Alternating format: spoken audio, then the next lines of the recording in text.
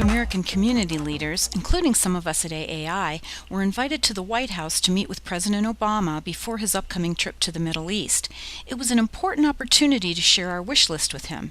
Of course, we'd like to see an end to the occupation and illegal settlements, but in the meantime, we asked him to deliver a message of understanding, concern, and commitment to the Palestinian people, to support nonviolent resistance to the occupation, and to make a visit to Bethlehem. Thanks for asking, Mr. President. Senator Carl Levin, the longest-serving senator in Michigan's history, will not be running for re-election. That's bittersweet news for Arab Americans in Michigan.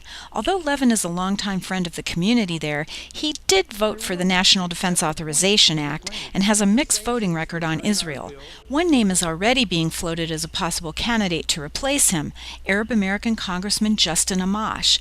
He's a libertarian Republican who's great on civil liberties and second only to Ron Paul in voting out of line with his party.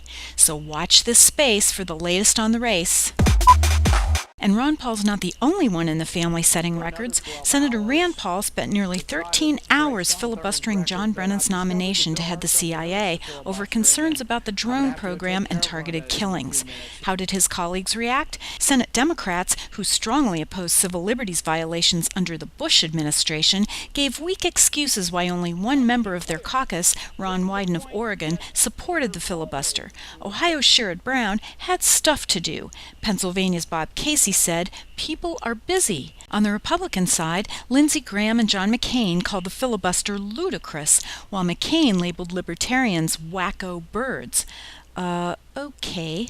The filibuster did get some unexpected support from Rush Limbaugh, who told Senator Paul, "You are, in certain ways, a hero to a lot of people today." For Rush, that's a remarkable departure from his usual neocon thinking.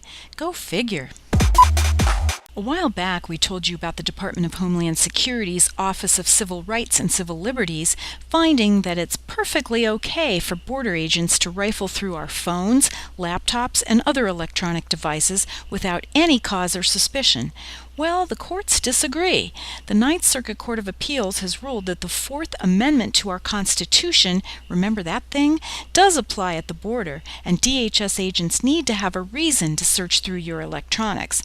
The ruling stated, a person's digital life ought not to be hijacked simply by crossing a border.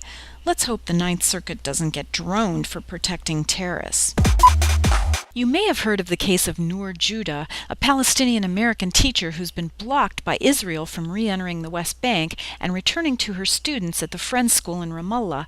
For the past 2 months, with the help of lawyers and some members of Congress, Noor's been trying to figure out why she's been denied re-entry, and she's not the only one in her predicament. The irony is that while Israel continues to harass American citizens at its borders, it's lobbying Washington for a new law that would make it easier for Israeli citizens to enter the U.S. by waiving the visa requirement. Not fair.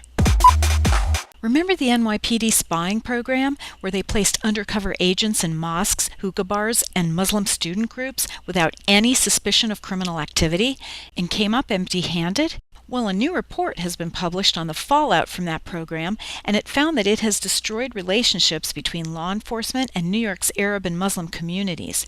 We believe the NYPD should repudiate this disturbing practice and work to rebuild trust among those communities. Until then, we'll keep the pressure on.